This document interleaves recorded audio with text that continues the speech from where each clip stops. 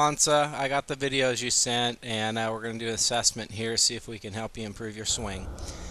As you get started, we can notice during the backswing that it's very, very vertical. Your shoulders are sort of tilting downwards.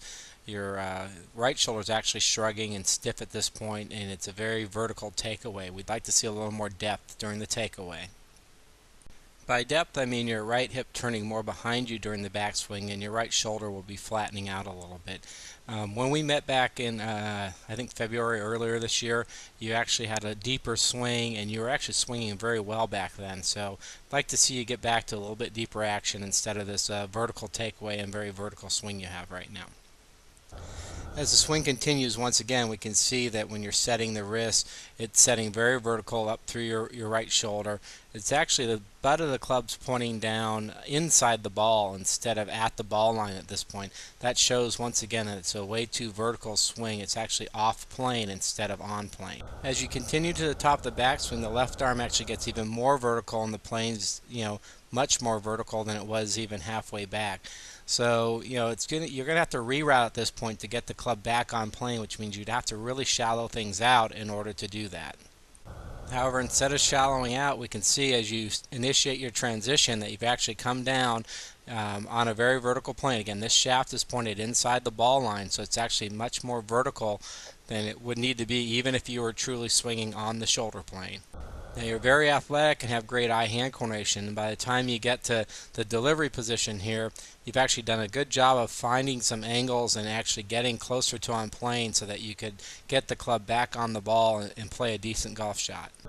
At impact, it looks like you've done a good job again of recovering and getting the club back on the ball and getting into an impact position, and this is slightly past impact. That's going to allow you to play some decent golf. However, you've lost some distance doing this, and you're going to find some inconsistencies as well. As you move to the full extension, once again, looks like you have some pretty good alignments here. Looks like it's in the torso plane, which actually fits you. Your extension is about 45 degrees past impact, which is good as well. So once again, you've recovered well. However, having to recover like that is going to be difficult to do swing after swing after swing. From the full extension, you actually stay down way too long. Your head's actually staying down. You're still looking down well into the fall through here. At this point, we need to be releasing your postural angles, getting much more vertical. And in doing that, you're going to be using ground force to get more vertical, so you're going to gain power in your golf swing. Even in the full follow through, we can see you're still leaning over too much. Now we're going to take a look at your swing from the face-on view and see what we can see happening there. At address, you tend to be a little too stacked over the ball, much more vertical lines. We'd like to see your hips bumped a little bit to the left, and we'd like to see your head a little bit to the right. During the takeaway, your hips seem to drift a little to the right, and your shoulders have more tilt than turn. Once again, you have a lot more vertical actions happening here than you do horizontals. We'd like to see your right hip turn behind you and your right shoulder turn behind you a little bit more, giving you a little bit more depth in your golf swing. As the swing progresses to the top of the backswing, we once again see very little turn.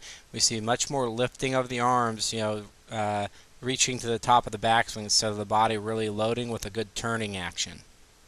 To make it work from here, you'd have to slide your hips forward to get over your left leg and keep your head back. That would help you create the proper secondary tilt with your spine so that you could slot the club down the inclined plane from the inside.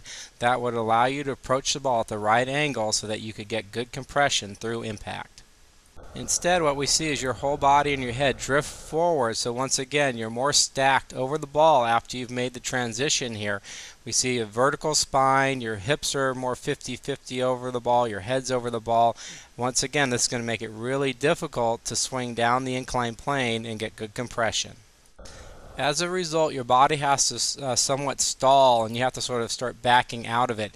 You can see in order to do that and to get the club on the ball now, you've really released all your levered angles. By the time you're at this point, the club and the shaft are near straight, and there's really nothing left leverage-wise in the golf swing. You have to use strength at this point to create power.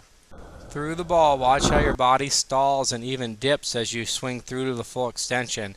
Again, there's very little body activity at this point, showing that you're saving the shots with your arm and hand action.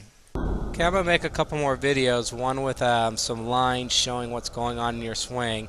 And I'm also going to go ahead and make an instructional video showing you some of the things I think you need to work on so you can get back to playing the good golf that you were playing when I saw you in Hawaii.